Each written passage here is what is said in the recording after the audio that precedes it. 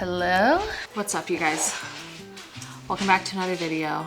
I am, 38 weeks pregnant. And I noticed that one of my older videos started popping off recently. It's the one where I just share my birth with my daughter, my VBAC. So I wanted to share with you guys, fill you in on my birth plan for this next baby. And I don't know why this feels so uncomfortable to talk about. I think because birth plans can feel really personal, and also excuse the mess behind me because we live here. So I have 2 other kids. So I'm just gonna fill you guys in on my expectations going into this birth, kind of what our plan is. Hopefully, spoiler alert, we're trying to go for another VBAC because I did have a successful VBAC last time. So here's kind of my thoughts going into this birth, kind of what I'm envisioning for what will happen. I had my son August of 2022. I can't even remember. August of 2022. Long story short, I labored for 28 hours.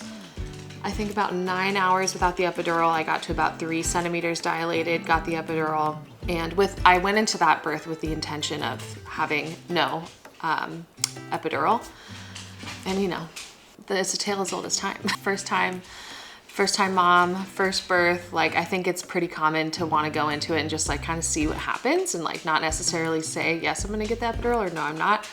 And I just kind of was yeah, I just want to see what it feels like. And it's rough. As somebody who runs ultra marathons and marathons for fun, yeah, it's rough. Definitely harder. Spoiler alert. So yeah, I had a C-section with my son after 28 hours of labor. Basically, he wasn't tolerating, it was called a failure to progress. I wasn't getting past 8 centimeters dilated without his heart rate having a rough time, and we gave it time. We let him chill for a little bit to kind of see if things would get better. And they didn't get better, and he's obviously fine. He's up there. We just put him down for a nap. Failure to progress, 8 centimeters dilated. They called it, I was devastated. I was devastated. I can't tell you, for some reason, I just had a C-section in my mind was the worst case scenario. And there's so many worse things, you guys. To put that into perspective of your baby comes out healthy, you come out of your birth healthy. I mean, I know that's bottom tier expectations, but that's still something not everybody gets to walk away with. So I wish I could reframe that looking back. I wish I could have been more prepared for the reality of a C-section, and just that's a beautiful thing that we have the option to do to bring our babies out of our bodies in a way that, yeah, it's not the way that everyone birthed 200, 300 years ago, but we have this option, and it leads to lower infant mortality and lower mother mortality. That's a good thing. This is a beautiful thing that we've been gifted to be able to do that and come out of it. I do think there's not enough education around the reality of a C-section and what might lead to a C-section, and that's its own video. And I don't work in healthcare yet, but when I do, I might have stronger opinions. However, right now I just think, if you ended with a C-section, you're watching this video and you're feeling like you want to do a VBAC with your next birth, by all means, but just know, you're not a failure for having a C-section. You're not a failure. Your body didn't fail you. It's just birth is unpredictable, and a lot of babies and moms used to die. And so now we have this option that keeps us alive. Thank God. So this is good. So anyways, had a C-section with my son. When we had the C-section, the doctor said to me, okay, you need to wait 18 months until you get pregnant again. And that to me was pretty devastating, because in my mind, I want a family with kids that are really close together in age, and 18 months felt too long. I wanted to wait until my kid was a year old before we start thinking. I didn't want to be restricted in that way. So that was the main thing, is I wanted it to be able to be my decision and my husband's decision, and not something that could or could not happen because of a medical reason holding us back from being able to do that. I think what I didn't understand is that she was just making a suggestion. That wasn't a hard and fast rule. If we got pregnant, they were gonna roll with it, which we did. 8 months postpartum, found out we were pregnant with my daughter.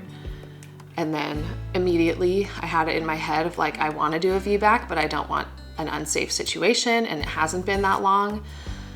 So I want to make sure everything is healed. I want to talk to my doctor, see what the options are, see if this will be supported or if they will recommend against it.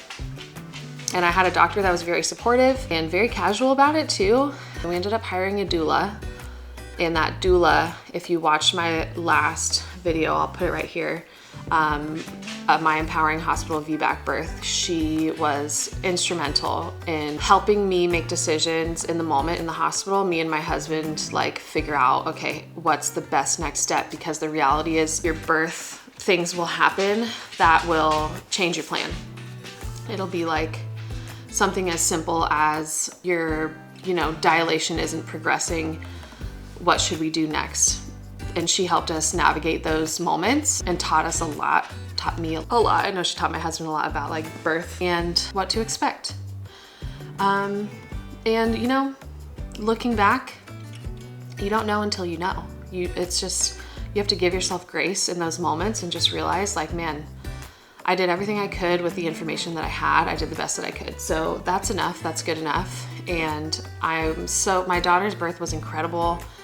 Very therapeutic, very healing to do that, and to be able to experience like having a vaginal delivery was really powerful and empowering. And not that a C-section isn't also those things, but I think that that's something that you really want to experience it. It's really great to come out on the other side and look back and trust your instincts on how you want to deliver your baby. So and I get into that in my last video of like your instincts as a mom are what you need to follow. So if your instincts are telling you to do a planned C-section, then you should follow that 100%. I believe that. So now I'm pregnant with my third baby. So my daughter was, how old was she? She was a year, I can't even remember. When did this even happen? I think we found out we were pregnant in March. So my daughter was like 13 months old. So bigger gap than between my oldest and my daughter. So in finding out that we were pregnant again, obviously I had a successful VBAC with my last baby. So you would assume I would want to have a successful VBAC with this baby. And so far everything is looking really good to be able to do that. She's head down, she's in the right position, and I think that's what we're gonna do. So my plan, I have a couple strategic things that I'm gonna be doing going into labor that I wanted to share with you guys. Take what you want from this, leave what you don't. So, number one, I am gonna be denying cervical checks. And the reason for this is not because I don't trust my healthcare providers with that information. It's because I don't think that it matters. Like, I will have continuous fetal monitoring, so I am gonna have the monitor on the baby's heart rate the whole time. That, to me, that information is very important. Obviously, making sure that the baby is okay and tolerating labor, that really matters. But how dilated I am, now that I know what being 10 centimeters dilated feels like with the epidural, like the pressure, now that I know that I will not need to get checked. I'm gonna know when I'm 10 centimeters dilated. I know what it felt like. The amount of pressure on my butt, and I had the epidural, but I still had like some sensation, but no pain. So that was really helpful because I think sometimes they can overdo it with the epidural. They put too much in and you get completely numb. This was not that. This was like a really, really well done epidural that I got with my daughter. And once I got to 10 centimeters, and my doula told me like, hey, you're gonna feel pressure. You're gonna feel so much pressure on your butt. You're gonna feel like you just need to do something to get that pressure out. Now I know what that feels like. And leading up to getting the epidural, I got to 6 centimeters dilated. So I kind of know how that early labor feels. It's that in between 6 to 10 without the epidural. I'm not really sure what that's gonna feel like, but that's my other plan, is to not get the epidural. This is my third time trying that because I kind of wanted to do that with my daughter too. And I get it that you don't get a medal, you don't get an award for not getting the epidural, but like, I just want to experience it. I don't know. It's the same thing of like, there's that little voice in my head that's like, we should run 100 miles one day. Like, why? Because I don't know. I just want to. There's something about it. And like, I think that there's something about endurance sports too. Like if you're an endurance athlete, you'll get this. Like there is a curiosity to suffering that it's like, okay, I want to know.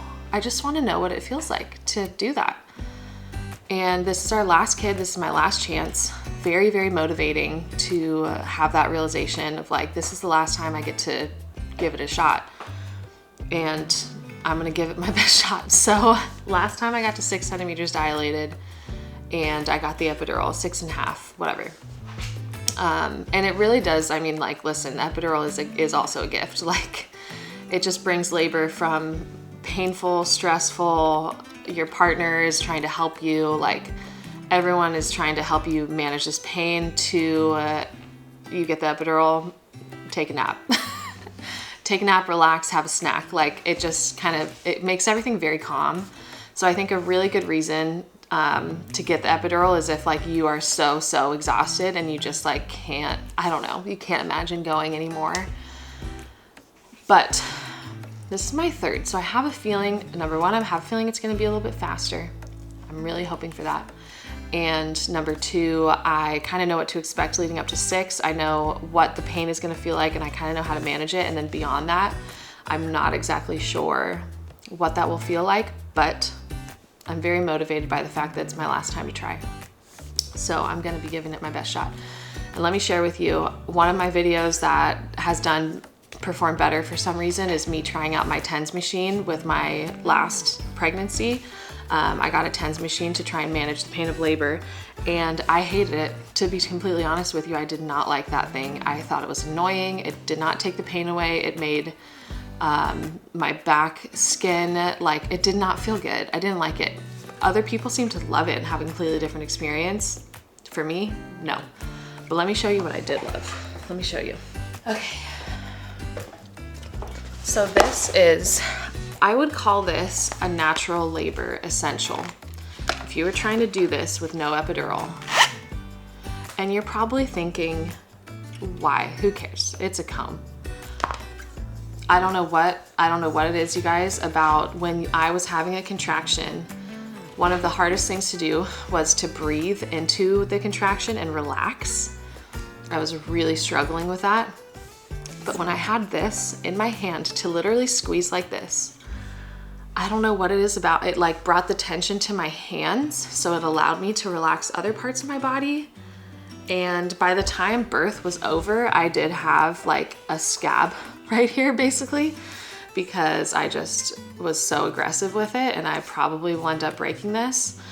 But these things were clutch. So you never know what's gonna work for you. I would highly recommend having as many pain management tools as possible, but for some reason the comb is mine. It's my holy grail. So I have 2 of them. They were like $6 on Amazon, and they will be my best friend when I am in labor. And I also plan on using hot water, hopefully. The like pain that I felt in my hips and in my back, and like it's just like you're trying to get yourself to relax, and I find that water can be a very relaxing place to just like let your body chill. I did not get the chance to do that a whole lot with my last birth because we happened to go into labor during the power outage that happened in February of 2024. There was a power outage. We have an electric water heater, so we did not have any hot water. So that option was taken off the table. And I also had 4 nights of false labor that made me want to, when we were driving to the hospital, my intention was to tell them to cut this baby out of me because I'm done. And it turned out I was 4 centimeters dilated. So I was like, okay, well, I will hang in there and I will keep going. Another essential that I'm gonna be bringing with me is these little like fans. This is actually more for after having the baby, because the postpartum hormones, like the sweating that I experience when I am newly postpartum, in the middle of the night, I would wake up just like completely drenched. And I really want to bring that with me because I feel like it's just nice to have something on your face when those moments are happening. So that's not really for birth, that's more for after. I am going to be packing my hospital bag. I'll do that in a separate video because I'm gonna do a couple days with me getting ready to have this baby. But yeah, I just wanted to share with you guys kind of my plan going into it. We are also not hiring a doula this round, partially because I do feel like I kind of learned so much from her that I feel like me and my husband can kind of tackle this together. I also will have my mother-in-law, who is in nursing school pursuing becoming a labor and delivery nurse. I'm gonna have her there too. So I feel like I'll have, and then obviously my husband. So I feel like I'll have a lot of hands on deck with help and assistance. And some of the things that my doula did for me that was really, really helpful, I have those tools in my tool bag now because she taught them to me. So she was worth every penny. I would recommend it. If it's your first birth, you are trying to do a natural labor without an epidural, a vaginal delivery, I cannot recommend a doula enough, because navigating the different people that you're gonna be dealing with, like the reality is at my hospital, when you go in, you don't know what nurse you're gonna have, you don't know what doctor you're gonna be dealing with. They have a midwife program. The midwife that I had last time was amazing, but you just never know who's gonna be there. So for continuity of care, having somebody that you are absolutely positive is gonna be in the room with you, that you recognize, that you trust, that knows their stuff, especially if you and your partner don't feel like you necessarily know what to expect or like what kind of decisions are gonna come your way. A doula or somebody who does know that and is able to give you that continuity of care can be really clutch, because there's just things you come against that you're just like, no one told me this was a thing. For example, with my last birth, I was 6 centimeters dilated. I got the epidural at 9 a.m. and then they checked me again at 11 a.m. and they were like, you're only at maybe 6.5. It's kind of not progressing, because I know that the epidural slows down my labor just from my experiences. I kind of know that to be true now. Not for everyone, for me, okay? And they were like, okay, well, labor doesn't seem to be progressing. Should we break your water? Should we up the Pitocin? Should we do any of those things? And my doula was like, she didn't interject in front of the nurse. She just was sitting there, and I was like, I'd like to have a conversation about it. So me, the doula, and my husband were like, what do we do? And she said, you don't actually have to do anything. Like, the baby's not in distress. They could break your water and it could cause distress. Like, there could be changes that happen from that. And if your body isn't ready for that, labor is not this timeline of like, you're gonna progress from 6 to 8 to 10 and it's gonna be the same length of time. That's not a thing. There is no timeline. Labor is its own thing. Everyone's labor is different. Different pregnancies, you're gonna have different kinds of labor. So there's no timeline. And I think that that's so important to keep in mind, especially with like the cervical checks and like when you're in the hospital, they like to have that information to know where things are going. But if your baby is happy and they're in there and their heart rate is doing good and they're handling labor, you don't necessarily have to change anything. You could just let it continue on its own. And once your water breaks, you're kind of put on a timeline, because at that point that you're like open to infection happening within the next 24 hours. So definitely, like, I think we're going for the least amount of medical intervention on this one. And I do want to deliver in the hospital and be in the hospital when that happens, but I want to labor at home for as long as possible. And I'm realizing that it's taken me a really long time to get my entire thought out, but I think that's because I just wanted this to be like a natural flow of stream of consciousness thought. So thank you for being here and for following along. But yeah, we basically just want to have as little medical intervention as possible, no epidural. I do want to labor at home as long as I can, and then go to the hospital when it feels ready, when I feel ready, and deliver in the hospital, stay there as short as possible, and get out of there and come back home.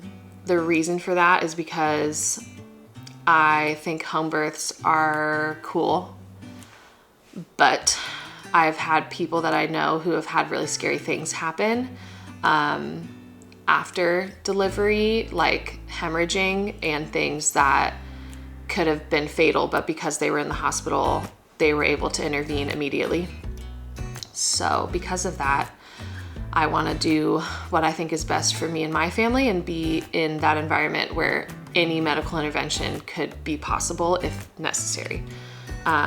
Just knowing birth is so unpredictable and you just never know what's going to happen. And I have a lot of confidence in myself going into this one, but I also am a realist that it's still it's a big deal to give birth. It is a big deal. It is one of my favorite quotes ever about birth that helps put it into perspective, I think, is, and take this for what you will, just like hear me out. Going to war for men is what giving birth is for women. Like, you go into it and you have kind of no idea what to expect or what you're gonna face, and you have to navigate decisions and you have to make calls on things that you might not feel necessarily ready to make that call. And it's dangerous. It is a dangerous thing. It is a courageous thing that we do to bring these babies into the world. And I feel like that narrative around like, well, it's natural and like it's normal and your body just knows what it's doing. Like, yes, it is.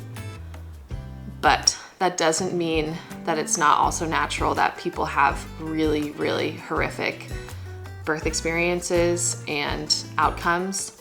And so I want to put me and my family in a position where I'm okay and this baby is okay. And I think that the best way to do that is to be in the hospital. I feel really confident in that. And I do feel like all the care that I got in the hospital was really kind and conscious of wanting me and the baby to be okay. And I really appreciate that. And I think that the hospital that I go to is also very baby forward and baby and mom connection forward. So like, they honor delayed cord clamping, they honor golden hour, they will honor those decisions that help, like, and like not cleaning the baby immediately after coming out for that vernix, like all those things that are kind of like when you give birth at home, you might not have somebody in your ear saying like, oh, we need to wash the baby off. The hospital that I'm going to, like, they're very forward on a lot of that stuff. So I feel really confident in their care. And yeah, that's my plan. So thank you so much for watching. Do what you want with this. If you want to take anything from it into your birth, I hope that you just take that your instincts as mom are really powerful and really beautiful, and there is no wrong answer as long as you come out of birth okay and your baby comes out okay. Like, you did a really good job. So have that perspective going into it. Be prepared for all of the unknowns, in the sense that you just never know what's gonna happen. It's intense, it's crazy. And it's so cool that I'm really excited to do this for the last time. And I'm excited. I'm not scared. I'm stoked. I can't wait. Like, I cannot wait to tackle this birth and PR. I can't wait to PR on not getting the epidural. And that's when I know I'm a runner, because I'm like, all right, third time, like, we're gonna hit this. I'm gonna get more than 6 centimeters dilated without the epidural. That's what I'm gonna do. Once I PR, like, we'll see where things go from there. But then at that point, like, sometimes it's too late. That's kind of my dream, is getting to the hospital and they're like, it's too late for the epidural, you just have to do it.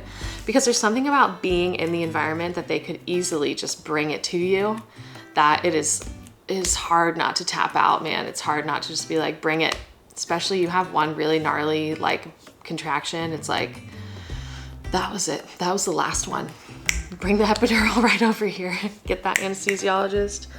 Poke me open. Yeah, so thanks for watching. I have to get to my schoolwork now. Another fun and exciting thing is that I'm applying to nursing school. I'm pretty sure that my application needs to be turned in tomorrow. It's a weird situation. Like, I talked to a counselor from the school back in July, and they said that they're not gonna have a summer cohort start.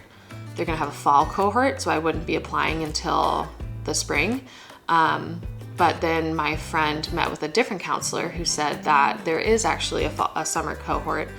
So I might be turning in my application literally tomorrow, which is so cool. If you've been here, I've been on this journey for like over a year now of pivoting my career to go into nursing. And I'm really stoked. So if I am applying, I'll definitely update you guys in the next video. But thank you so much for watching. I can't wait to share my birth story with you after this and like tell you what happened, because we all know it's about to be just probably not. In like a perfect world, everything that I just said is exactly what happens. My daughter, we did need a vacuum assisted delivery. I would prefer that not to be the case this time, but it worked out. She came out, she was healthy. So yeah, we'll see. No tearing, praying for that. Praying for an easy peasy lemon squeezy third birth that is just so fast and so painless. And yeah, that's my hope. So I hope you like this video. Don't forget to like and subscribe, and I'll keep you guys posted on how this goes. It's gonna be good. It's gonna be good. Heck yeah.